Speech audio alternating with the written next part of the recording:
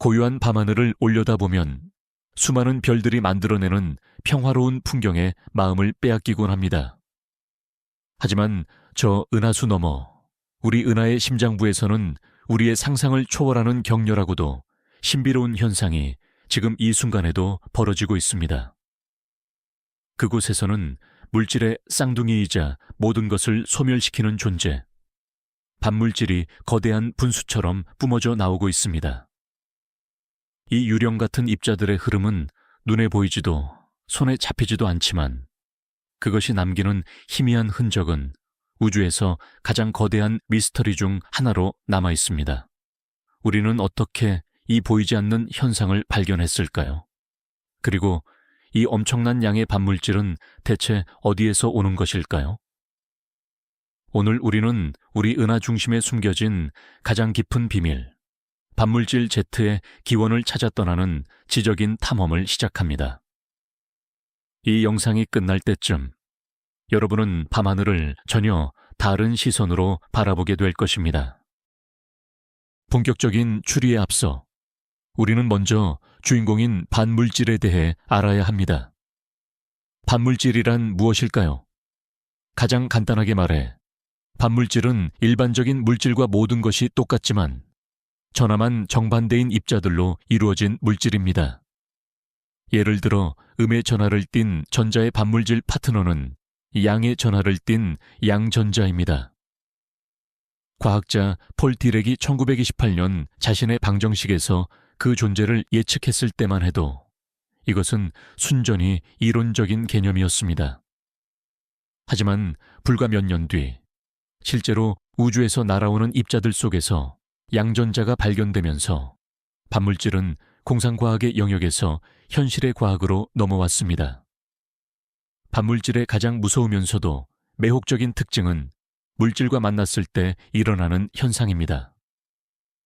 이 둘이 만나면 그들은 서로의 질량을 100% 순수한 에너지로 바꾸며 완벽하게 소멸합니다.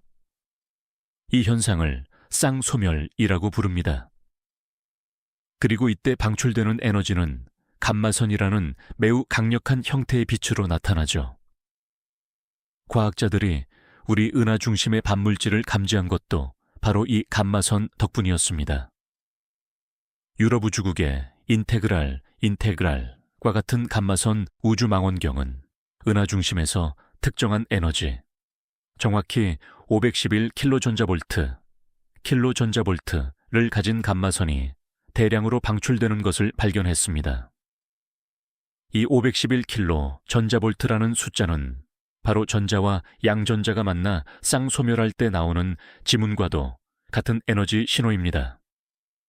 이것은 은하 중심 어딘가에 거대한 양전자, 즉 반물질의 원천이 있다는 빼도 박도 못하는 증거였습니다.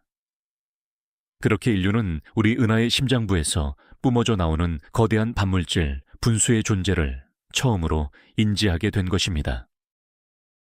유럽 우주국의 감마선 관측 위성 인테그랄이 처음으로 은하 중심의 비밀을 엿보기 시작했을 때 천문학자들은 그저 몇몇 개별적인 천체에서 나오는 희미한 신호를 예상했습니다. 하지만 위성이 오랜 시간 동안 데이터를 축적하고 그 데이터를 바탕으로 지도를 만들었을 때 그들 앞에는 상상치도 못했던 광경이 펼쳐졌습니다. 그것은 점이나 작은 영역이 아니었습니다.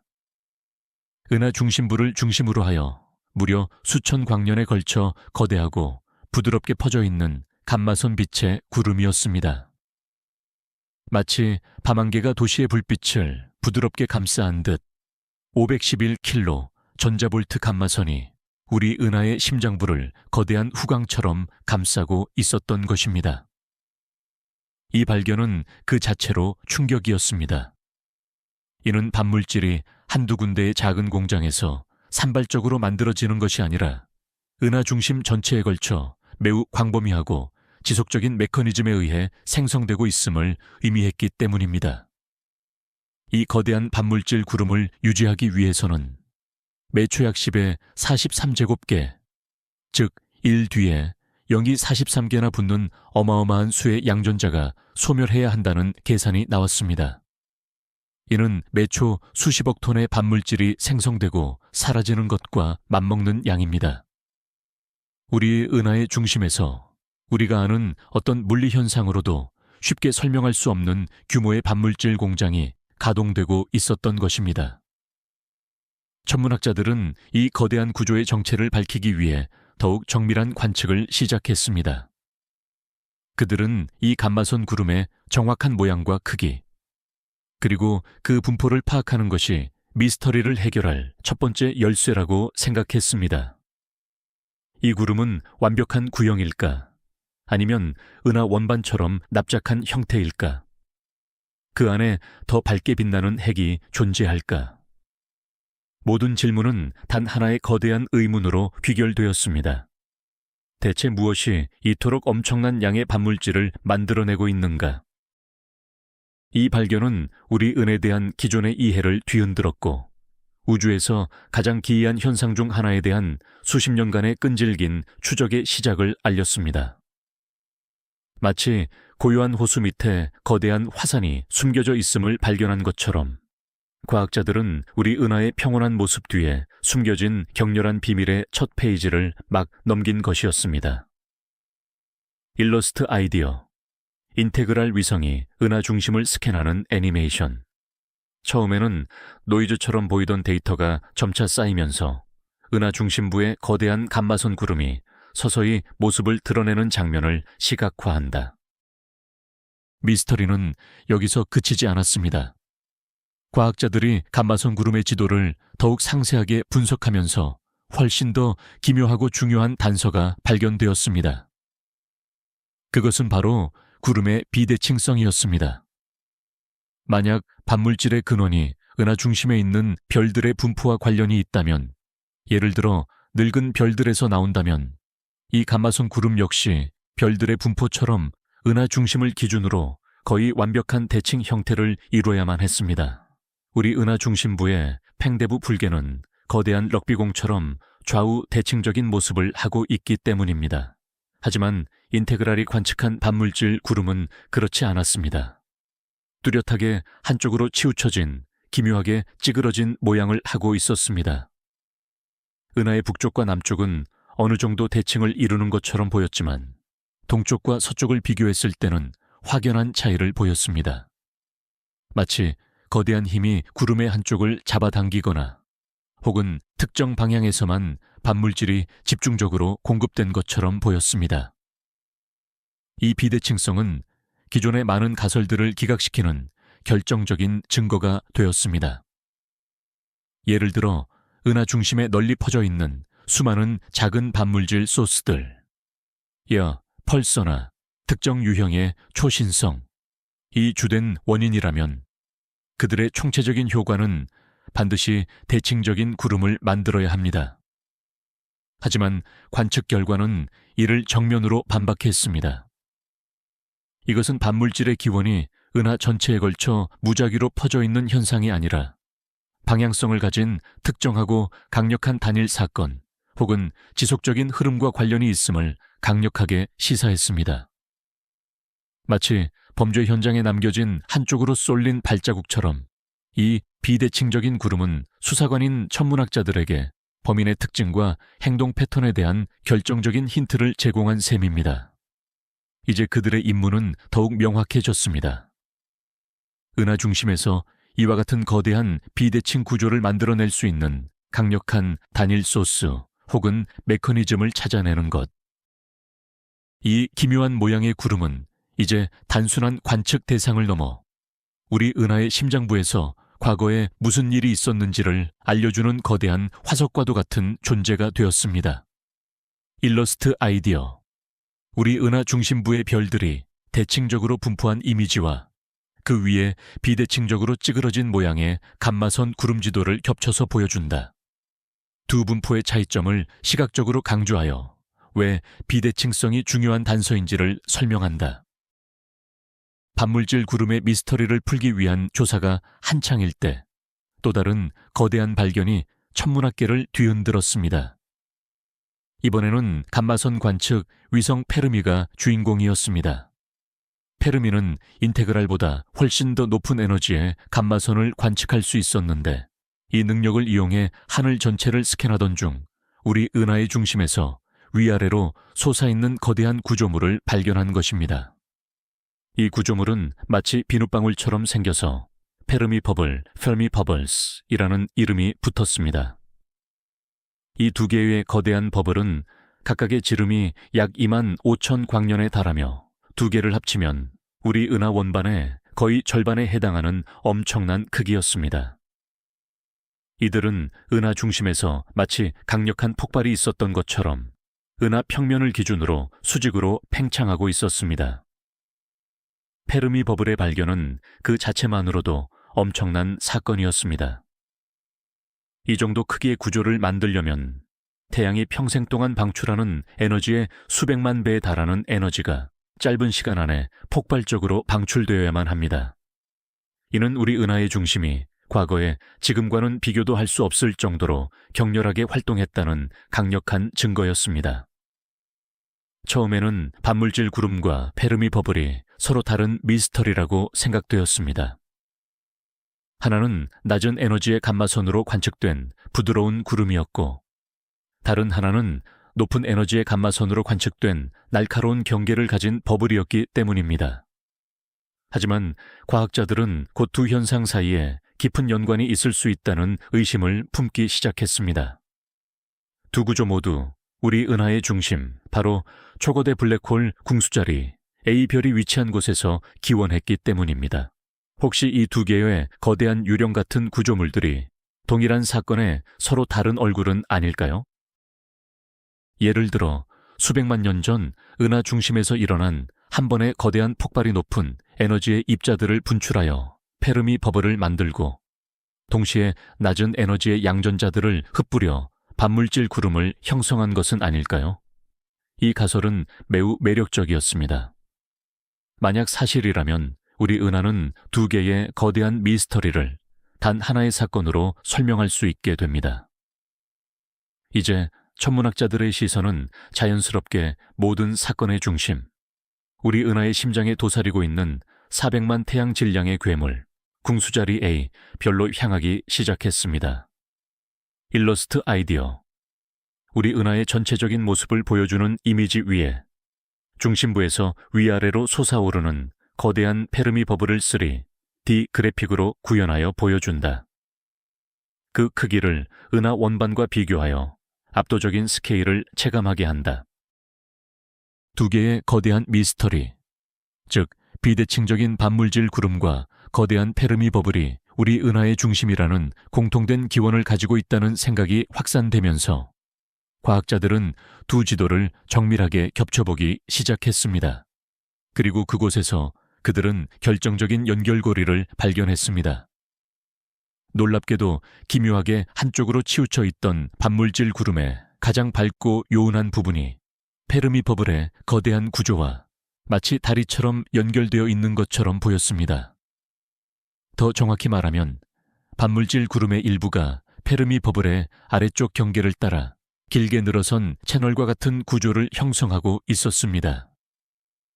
이것은 우연의 일치라고 보기에는 너무나도 명확한 연결점이었습니다. 이 발견은 두 현상이 단순히 같은 장소에서 기원했을 뿐만 아니라 물리적으로 직접 연결되어 있으며 아마도 동일한 에너지원에 의해 구동되고 있음을 시사했습니다. 이제 가설은 더욱 구체화되었습니다. 수백만 년 전 은하 중심의 초거대 블랙홀이 어떤 이유로든 강력한 활동을 시작합니다. 이 활동은 엄청난 에너지를 가진 입자 Z를 은하 평면의 수직 방향으로 분출시켰을 것입니다. 이 Z가 주변의 가스를 밀어내고 가열시키면서 거대한 페르미 버블을 부풀렸습니다. 그리고 바로 그 Z 안에 수많은 전자 양전자 쌍, 즉 물질과 반물질 입자들이 포함되어 있었던 것입니다. Z를 타고 함께 뿜어져 나온 양전자들은 Z의 경로를 따라 이동하다가 에너지를 잃고 주변의 성간가스 속으로 퍼져나갔을 것입니다. 그리고 이 양전자들이 마침내 주변의 전자들과 만나 쌍소멸하면서 우리가 오늘날 관측하는 511킬로 전자볼트 감마선 구름을 만들어낸 것입니다. 이 시나리오는 왜 반물질 구름이 비대칭적인지를 완벽하게 설명해 줍니다. 만약 블랙홀에서 나온 제트가 완벽하게 대칭적이지 않았거나 혹은 제트가 뿜어져 나오는 과정에서 주변의 가스 구름과 한쪽에서만 더 강하게 상호작용했다면 양전자들은 자연스럽게 한쪽으로 치우쳐 분포하게 될 것입니다. 관측된 채널과 같은 구조는 바로 그 과거에 제트가 남긴 반물질의 길이었던 셈입니다. 이제 모든 증거는 단 한 명의 용의자를 가리키고 있었습니다. 바로 우리 은하의 심장, 궁수자리 A 별입니다. 반물질 제트의 미스터리는 이제 초거대 블랙홀의 과거 활동에 대한 미스터리로 전환되었습니다. 일러스트 아이디어. 페르미 버블의 윤곽선과 반물질 구름의 감마선 지도를 투명하게 겹쳐서 보여주는 애니메이션. 두 구조가 맞닿는 연결 부분을 확대하여 마치 강줄기처럼 이어지는 채널 구조를 시각적으로 강조한다.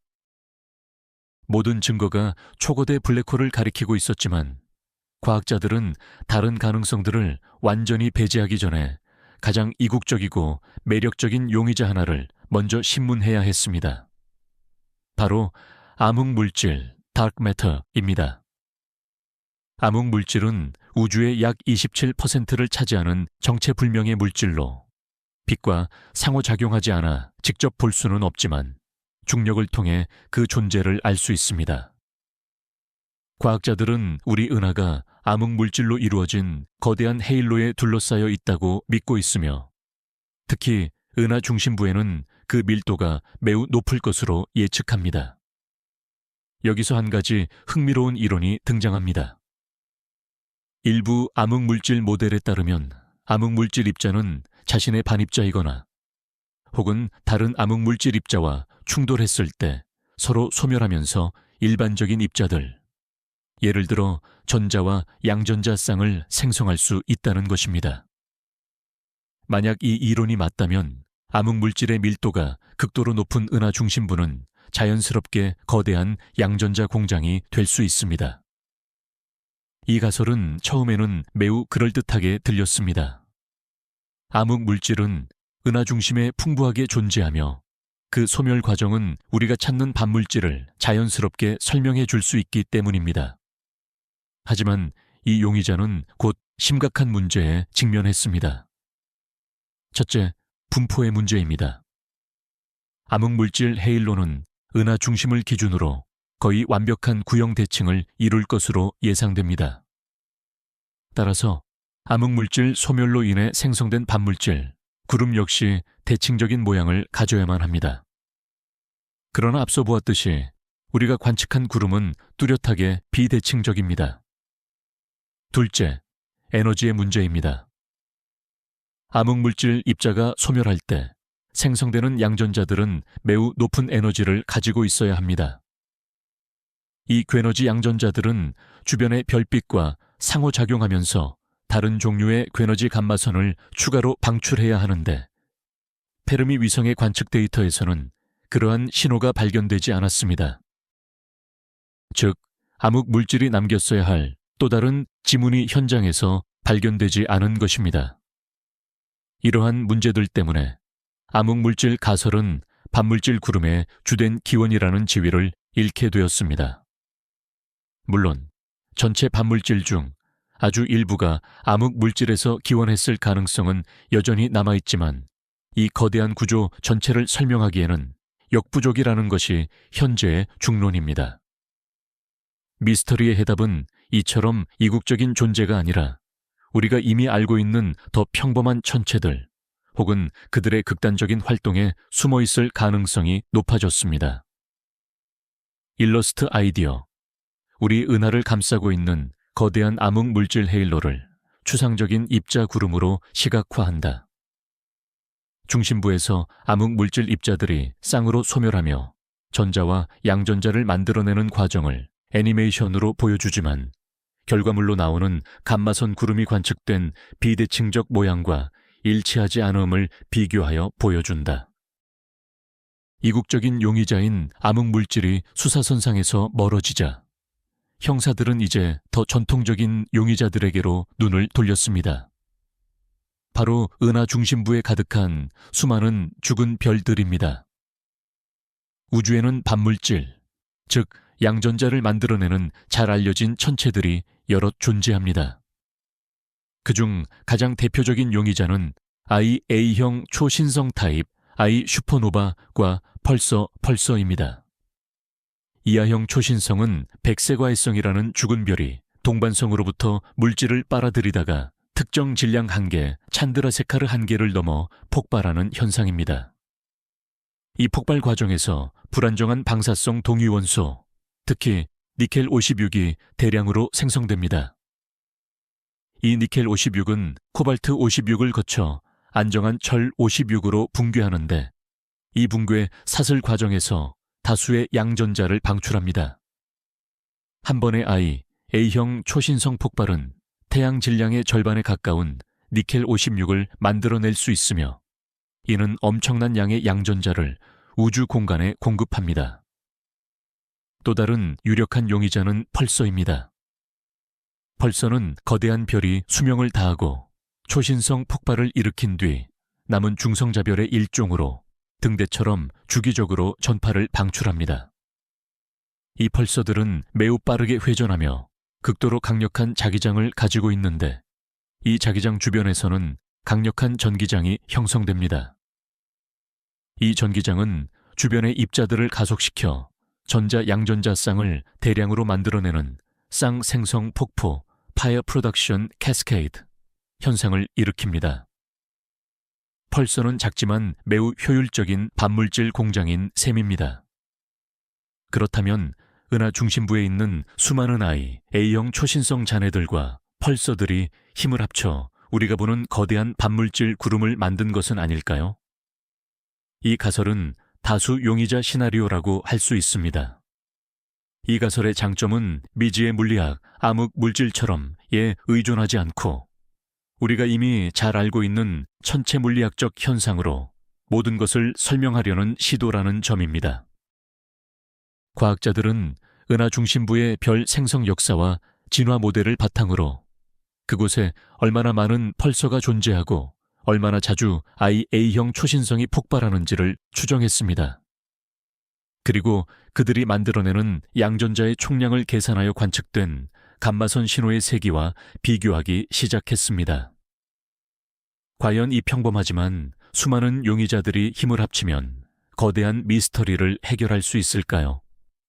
일러스트 아이디어. 두 개의 화면을 분할하여 한쪽에서는 백세과외성이 동반성의 물질을 빨아들이다 폭발하는 A형 초신성 애니메이션을, 다른 한쪽에서는 빠르게 회전하며 제트를 뿜어내는 펄서의 모습을 보여준다. 두 현상 모두에서 양전자의 플러스, 입자가 방출되는 것을 시각적으로 표현한다. 수많은 작은 반물질 공장들이 모여 거대한 구름을 만들었다는 가설은 처음에는 합리적으로 보였습니다.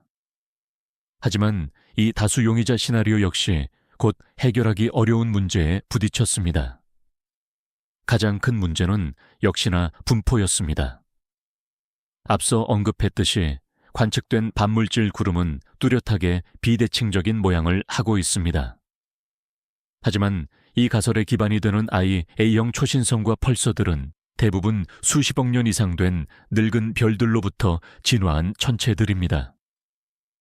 우리 은하 중심부의 늙은 별들은 팽대부 불계라고 불리는 거대한 구조 안에 분포하는데 이 팽대부는 은하 중심을 기준으로 매우 대칭적인 타원체 모양을 하고 있습니다.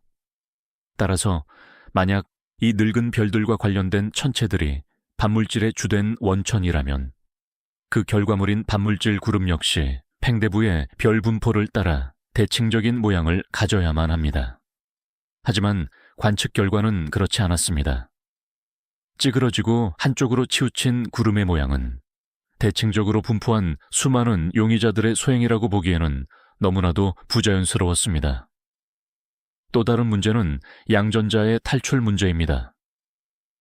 IA형 초신성 폭발 시 생성된 양전자들은 폭발 잔해 안에 갇히게 됩니다. 이 양전자들이 잔해를 탈출하여 은하계 공간으로 퍼져나가 현재 관측되는 거대한 구름을 형성하기 위해서는 폭발 잔해가 충분히 팽창하고 흩어질 때까지 살아남아야 합니다. 하지만 계산에 따르면 대부분의 양전자들은 폭발 잔해를 탈출하기 전에 그 안에서 전자와 만나 소멸해버리는 것으로 나타났습니다. 즉, 초신성이 효율적인 반물질 공장인 것은 맞지만 그 생산품이 공장 밖으로 제대로 수출되지 않는다는 것입니다.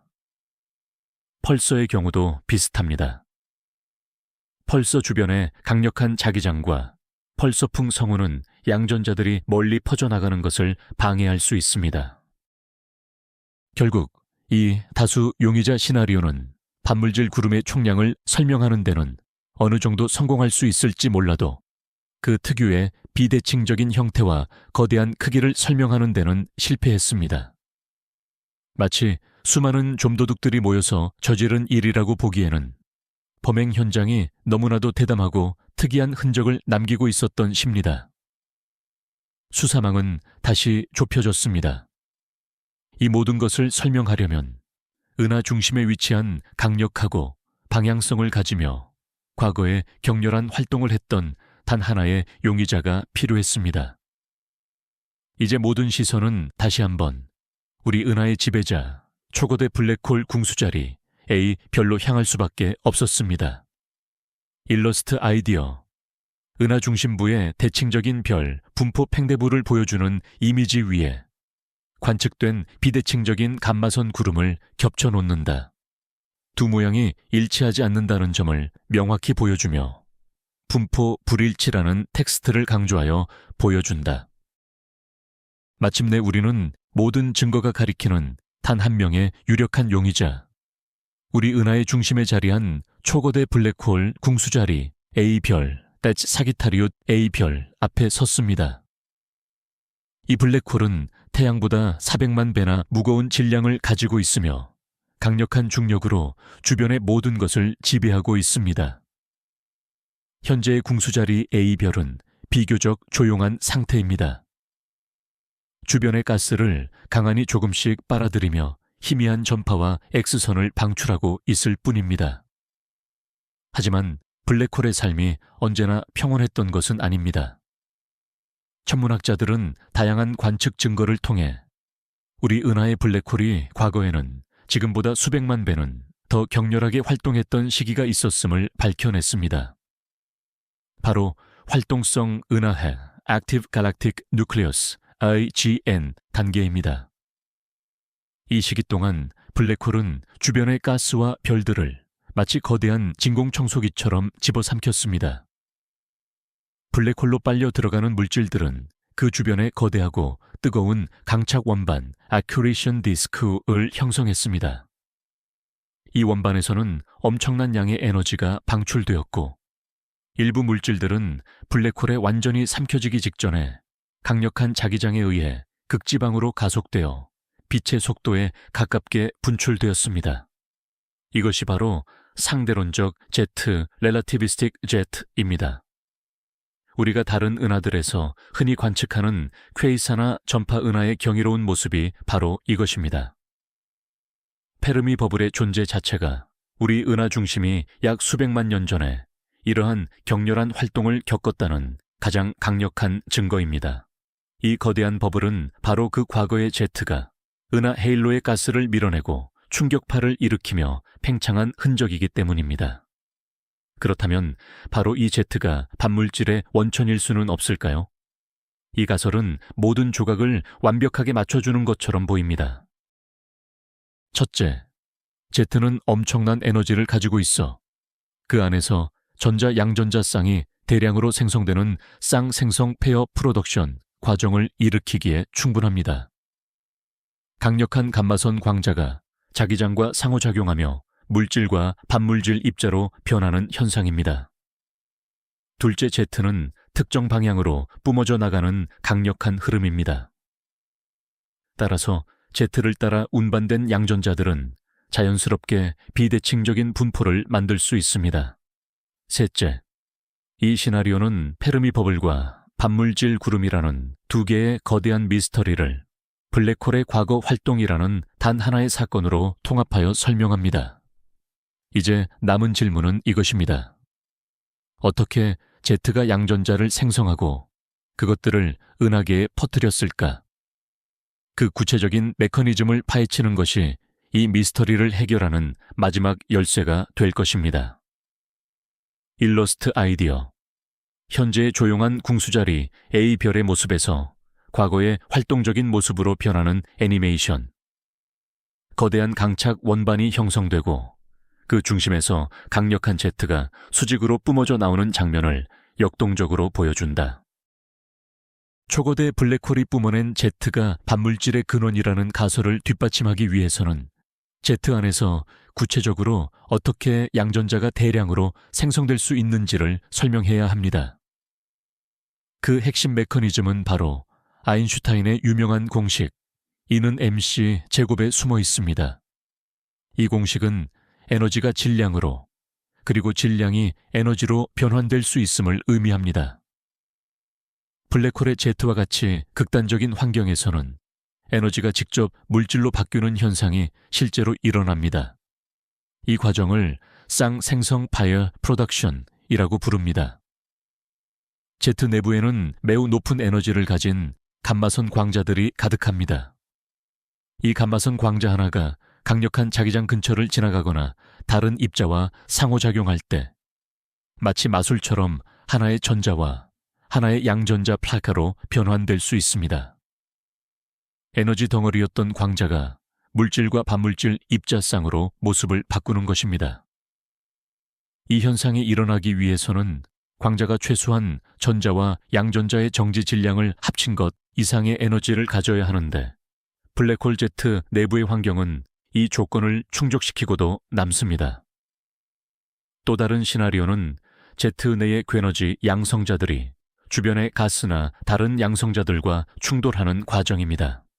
이 격렬한 충돌은 파이온, 피온이라는 중간 입자를 만들어내고 이 파이온이 거의 즉시 붕괴하면서 뮤온, 무온, 중성미자, 느트리노 그리고 우리가 찾는 양전자를 포함한 다른 입자들을 생성합니다. 블랙홀의 Z는 이 두 가지 과정을 모두 일으킬 수 있는 완벽한 반물질 제조 공장인 셈입니다. 수백만 년 전 궁수자리 A별이 활발히 활동하던 시기 그곳에서 뿜어져 나온 Z는 말 그대로 양전자로 가득 찬 흐름이었을 것입니다. 이 양전자들은 Z의 강력한 힘에 실려 은하 중심부에서 수천, 수만 광년 떨어진 곳까지 순식간에 운반되었습니다. 그들은 페르미 버블을 만드는 주역들과 함께 기나긴 여행을 시작했던 것입니다. 이 가설은 단순히 양전자의 존재뿐만 아니라 그 엄청난 양까지도 설명할 수 있습니다. 활동성 은하핵 단계에서 블랙홀이 방출하는 에너지는 상상을 초월하기 때문에 관측된 반물질 구름을 형성하고도 남을 만큼의 양전자를 생성하는 것은 이론적으로 충분히 가능합니다. 이제 미스터리의 그림이 더욱 선명해집니다. 범인은 블랙홀, 범행 도구는 Z, 그리고 범행의 증거는 쌍생성이라는 물리적 과정입니다. 일러스트 아이디어. 블랙홀 Z 내부를 확대한 추상적인 애니메이션. 괴너지 감마선 광자가 자기장을 지나가면서 전자 E-와 양전자 E+로 갈라지는 쌍생성 과정을 시각적으로 명확하게 보여준다. 여러 곳에서 동시다발적으로 이 현상이 일어나며 Z가 양전자로 가득 차는 모습을 보여준다. 블랙홀의 Z가 대량의 양전자를 생성했다는 사실만으로는 미스터리가 완전히 해결되지 않습니다. 마지막으로 풀어야 할 핵심적인 질문은 왜 반물질 구름이 하필 지금과 같은 비대칭적인 모양을 하고 있는가입니다.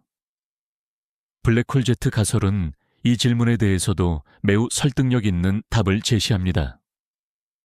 그 답은 바로 Z와 주변 성간 물질, 인터스텔라 미디어, 사이오의 복잡한 상호작용에 있습니다. 우리 은하의 중심부는 진공 상태가 아닙니다. 그곳에는 다양한 밀도와 온도를 가진 가스와 먼지 구름이 복잡하게 얽혀 있습니다. 수백만 년 전 궁수자리 A스타에서 뿜어져 나온 강력한 제트는 이 성간 물질을 뚫고 나아가야 했습니다. 만약 제트가 진행하는 경로의 양쪽 환경이 동일했다면 페르미 버블과 반물질의 분포 역시 대칭적이었을 것입니다. 하지만 은하 중심부의 환경은 결코 균일하지 않습니다. 최근의 전파 관측에 따르면 은하 중심의 한쪽에는 다른 쪽보다 훨씬 더 밀도가 높고 거대한 분자 구름들이 존재합니다. 상상해 보십시오. 강력한 소방 호스에서 물줄기를 뿜어내는데 한쪽에는 허공이지만 다른 한쪽에는 거대한 스펀지 벽이 있다고 가정해 봅시다. 허공으로 나아간 물줄기는 멀리까지 직선으로 뻗어 나가겠지만 스펀지 벽에 부딪힌 물줄기는 그 진행이 막히고 주변으로 넓게 퍼져나가며 스펀지를 흠뻑 적실 것입니다. 블랙홀 제트와 반물질의 운명도 이와 비슷했을 수 있습니다. 한쪽 방향으로 나아가던 제트 혹은 제트에서 흘러나온 양전자 흐름도 않는 비교적 순조롭게 나아가 페르미 버블의 한쪽을 형성했습니다. 하지만 반대 방향으로 나아가던 제트는 거대한 분자 구름과 정면으로 충돌했을 수 있습니다. 이 충돌은 제트의 에너지를 급격히 감소시키고 제트에 실려있던 양전자들을 그 지역에 집중적으로 쏟아붓는 결과를 낳았을 것입니다. 양전자들은 더 이상 멀리 나아가지 못하고 그 분자 구름 주변에 갇히게 되었고 오랜 시간에 걸쳐 서서히 주변의 전자들과 쌍소멸하면서 우리가 오늘날 관측하는 비대칭적이고 밝은 감마선 구름을 형성한 것입니다. 즉, 반물질 구름의 찌그러진 모양은 과거 제트의 경로에 존재했던 장애물의 위치를 알려주는 지도와 같습니다. 이 시나리오는 왜 반물질 구름이 페르미 버블과 연결되어 있는지, 그리고 왜 하필 한쪽으로만 치우쳐 있는지를 기가 막히게 설명해 줍니다.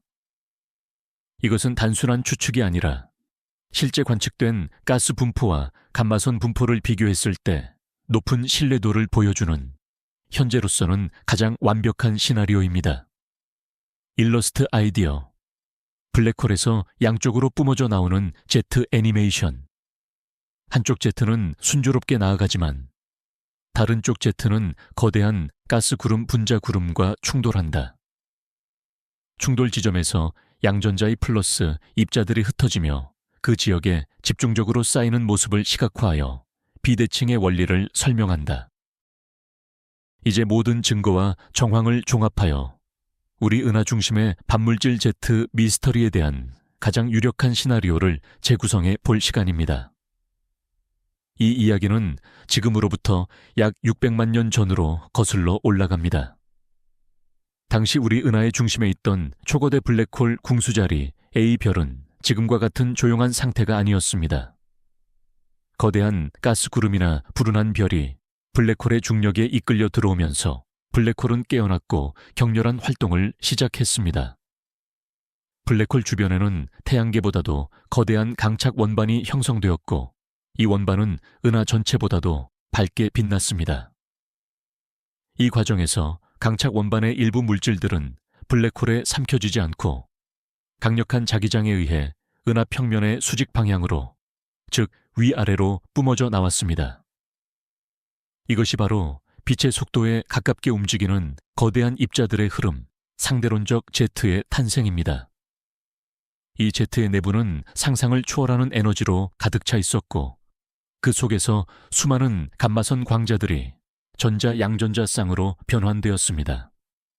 제트는 말 그대로 반물질 입자인 양전자를 가득 싣고 있었습니다. 이 강력한 제트는 수만 년에서 수십만 년 동안 지속되었을 것으로 추정됩니다. 제트는 은하 중심 주변에 희박한 가스를 거대한 빗자루처럼 쓸어내며 바깥으로 밀어냈고 이 과정이 바로 오늘날 우리가 보는 거대한 페르미 버블을 부풀렸습니다. 동시에 제트에 실려있던 양전자들은 제트의 경로를 따라 은하계 공간으로 퍼져나갔습니다. 하지만 제트의 여정은 순탄치 않았습니다. 한쪽 방향의 제트는 거대한 분자구름 장벽과 부딪혔고 그곳에 막대한 양의 양전자를 쏟아부었습니다. 이렇게 공급된 양전자들은 즉시 소멸하지 않았습니다. 그들은 주변의 자기장에 이끌려 수백만 년 동안 은하 중심부를 떠돌았습니다.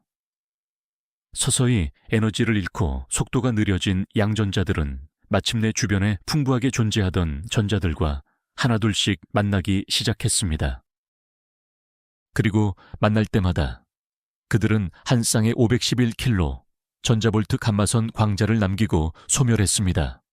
수백만 년에 걸쳐 이 과정이 반복되면서 과거 제트가 남기고 간 양전자들의 분포를 따라 거대한 감마선 구름이 형성되었습니다. 우리가 오늘날 인테그랄 위성으로 보는 반물질 구름은 바로 이 장대한 역사의 마지막 장면, 즉 수백만 년 전 블랙홀이 내뿜었던 반물질의 메아리인 것입니다. 그것은 우리 은하의 심장이 과거에 얼마나 격렬하게 뛰었는지를 보여주는 거대한 화석이자 지금은 잠들어 있는 거인의 과거 활동을 증언하는 유령 같은 흔적입니다. 일러스트 아이디어, 시간의 흐름을 보여주는 타임라인 형식의 애니메이션.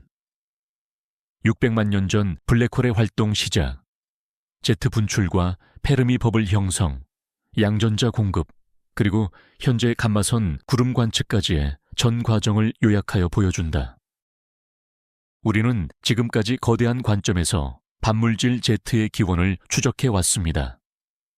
이제 잠시 시점을 바꿔 이 장대한 드라마의 가장 작은 주인공, 양전자 한 개의 입장에서 그 기나긴 여정을 따라가 보도록 하겠습니다. 이 이야기는 상상조차 할 수 없는 혼돈과 에너지의 도가니, 즉 수백만 년 전 궁수자리 A, 별 블랙홀 주변에서 시작됩니다.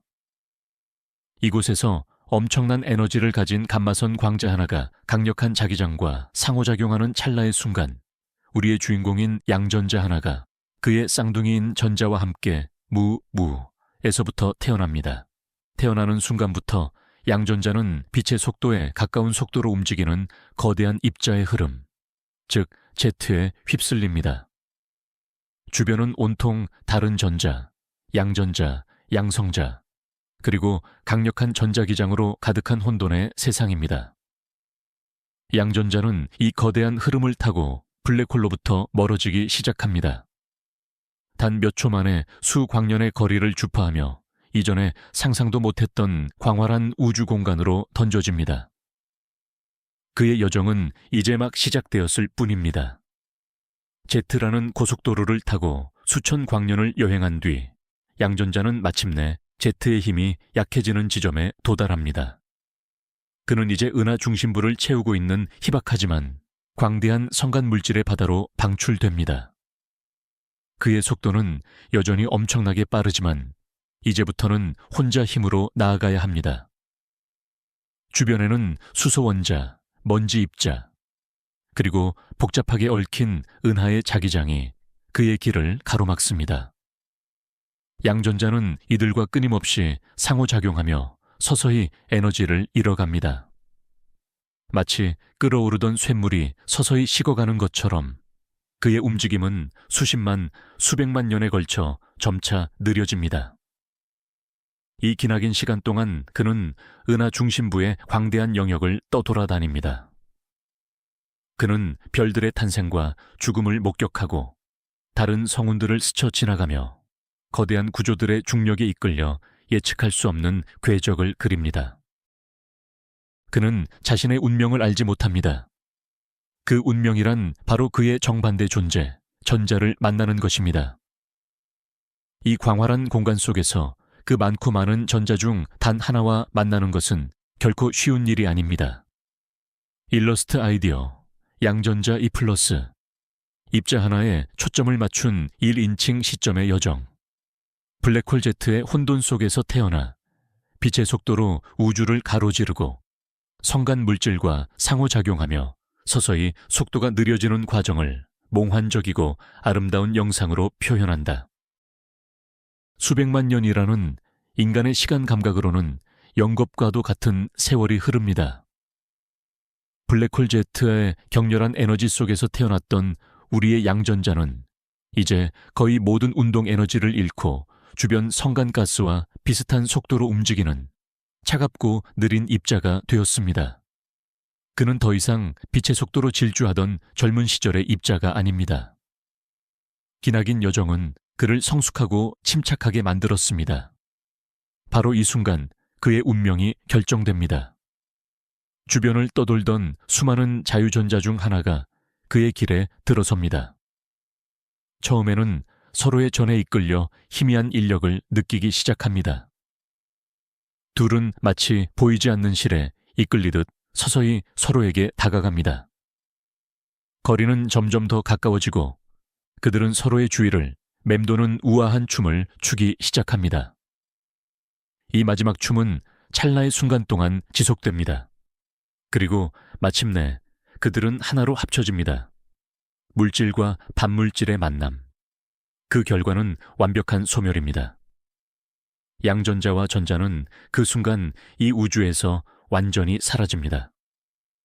그들이 가지고 있던 모든 질량, 그들의 존재 자체가 아인슈타인의 공식에 따라 순수한 에너지로 변환됩니다. 이 변환의 결과물은 바로 정확히 511킬로 전자볼트의 에너지를 가진 한 쌍의 감마선 광자입니다. 두 개의 광자는 서로 정반대 방향으로 빛의 속도로 날아갑니다. 그들의 탄생은 양전자와 전자의 죽음을 의미합니다. 수백만 년에 걸친 양전자의 기나긴 여정은 바로 이 한순간의 섬광을 위해 존재했던 것입니다. 그리고 이 두 개의 광자 중 하나는 운 좋게도 다른 별이나 가스구름에 흡수되지 않고 수만 광년의 거리를 더 날아갑니다. 그의 목적지는 바로 우리 태양계, 그리고 지구 궤도를 돌고 있는 인테그랄이라는 이름의 인공위성입니다. 마침내 광자는 위성의 감마선 검출기에 부딪힙니다. 위성의 컴퓨터는 이 광자의 에너지가 정확히 511킬로 전자볼트를 기록합니다. 이 작은 신호 하나는 별 의미가 없어 보입니다. 하지만 수많은 동료 광자들이 같은 에너지로 같은 방향에서 날아와 기록되면서 지구의 과학자들은 마침내 거대한 그림을 그릴 수 있게 됩니다. 수백만 년 전 태어나 기나긴 여행 끝에 소멸한 한 양전자의 마지막 비명은 우리에게 은하 중심의 거대한 비밀을 알려주는 결정적인 증거가 된 것입니다. 일러스트 아이디어. 느려진 양전자와 전자가 서로에게 이끌려 나선형 궤적을 그리며 춤추듯 다가가는 모습. 둘이 합쳐지는 순간 폭발적인 섬광과 함께 두 개의 감마선 광자가 정반대 방향으로 뻗어나가는 장면을 극적으로 연출한다. 그중 하나의 광자가 지구를 향해 날아오는 모습을 보여준다. 초거대 블랙홀 궁수자리 A별의 과거 활동이 반물질 Z의 가장 유력한 원인으로 지목되었지만 과학자들의 일은 아직 끝나지 않았습니다.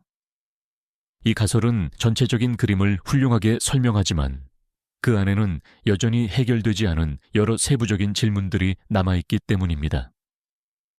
과학의 세계에서 사건 종결이란 없습니다. 하나의 거대한 미스터리가 풀리면 그 자리에는 더 작고 구체적인 새로운 미스터리들이 생겨나기 마련입니다. 첫 번째 미스터리는 양전자 수송 메커니즘의 세부 사항입니다. 블랙홀 Z에서 생성된 양전자들이 어떻게 현재 관측되는 위치까지 정확히 배달되었을까요?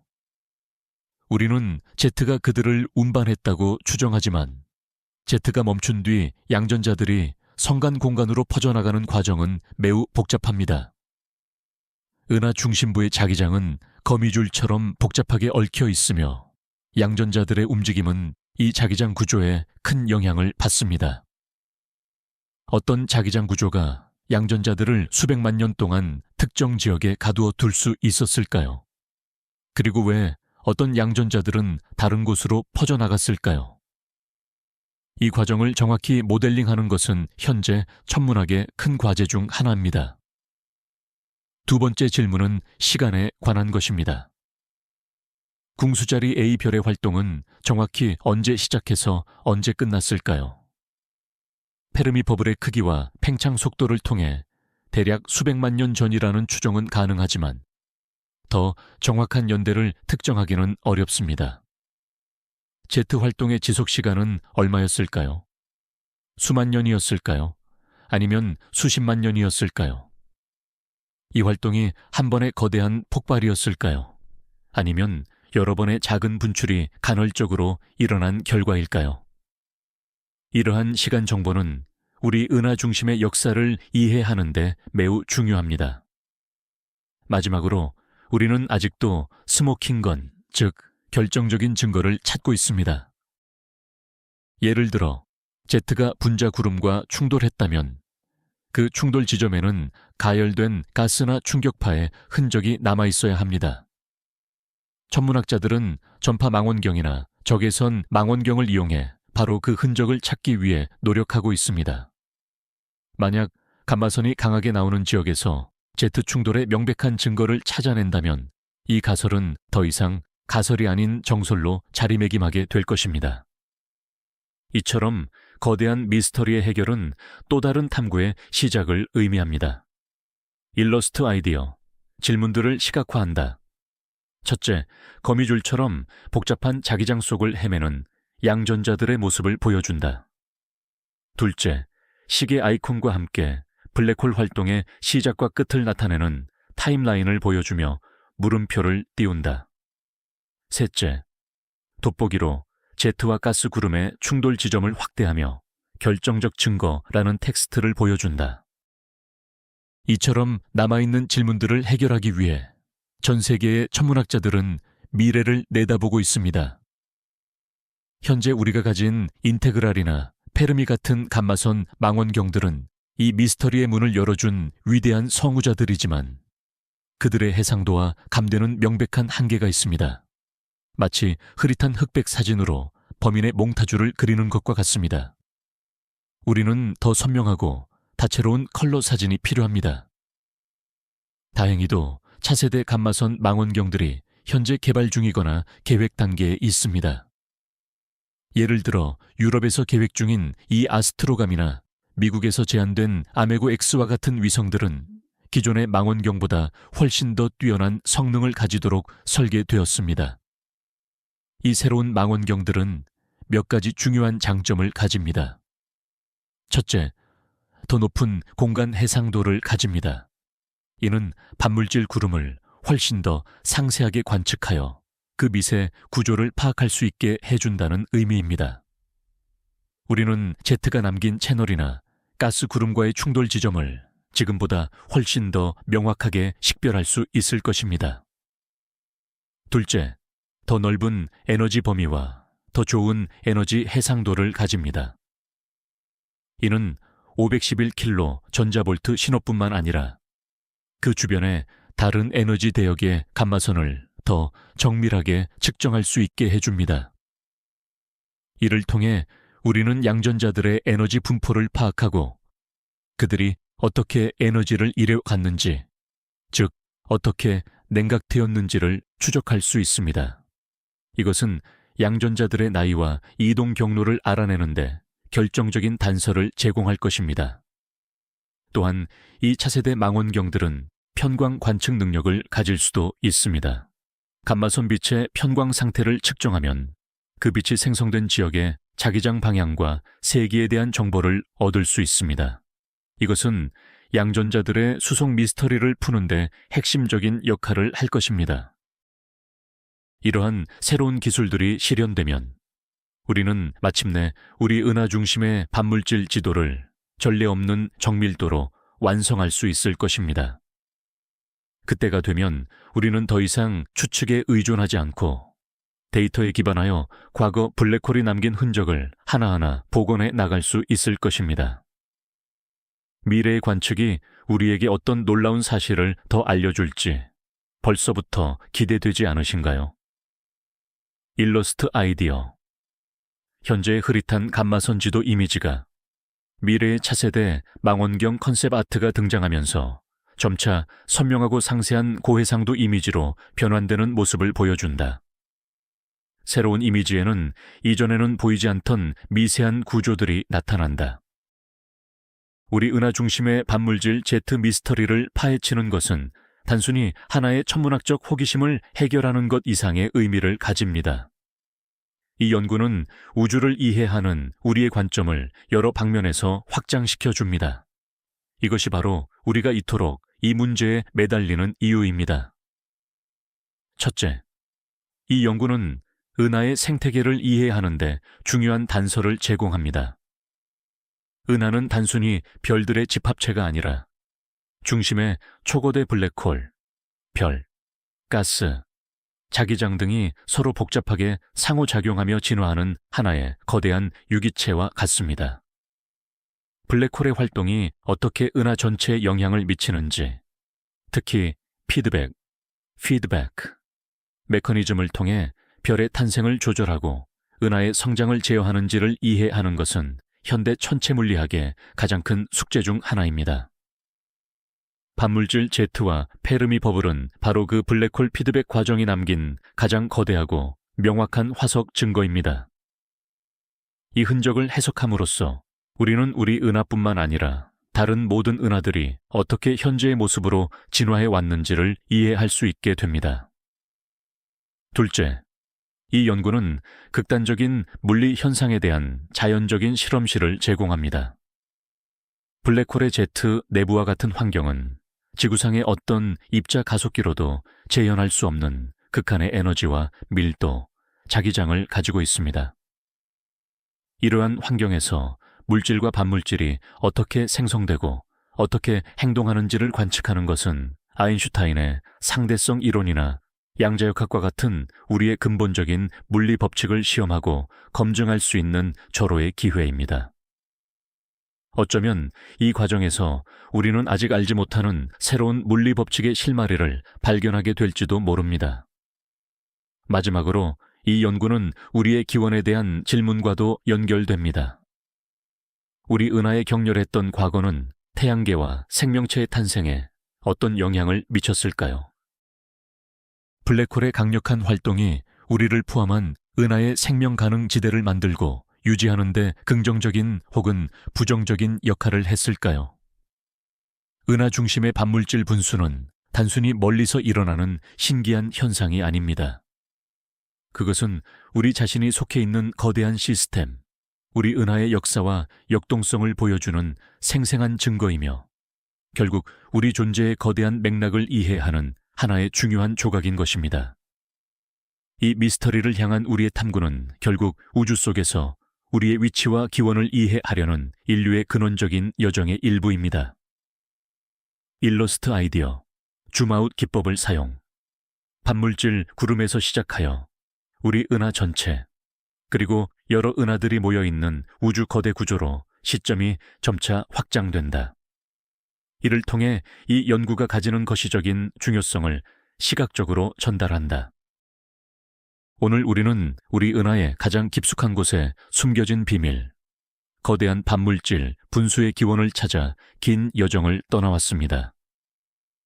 희미한 감마선 신호에서 시작된 우리의 추적은 암흑 물질과 죽은 별들과 같은 여러 용의자들을 거쳐 마침내 우리 은하의 심장에 잠들어 있는 거인 초거대 블랙홀 궁수자리 A스타에 도달했습니다.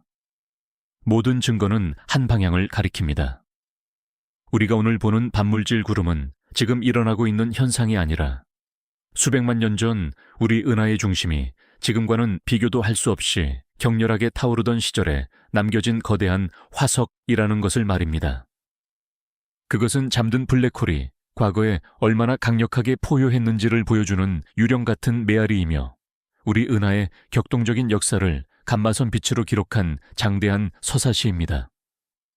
물론 아직 풀어야 할 작은 퍼즐 조각들이 남아있지만 거대한 그림은 이제 거의 완성되었습니다.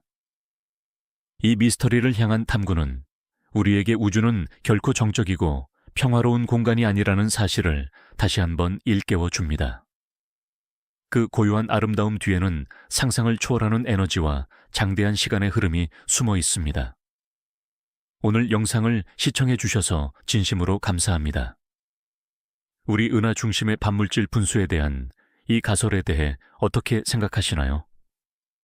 어쩌면 우리가 아직 상상하지 못한 완전히 다른 기원이 있을지도 모릅니다. 여러분의 생각을 댓글로 자유롭게 공유해 주세요.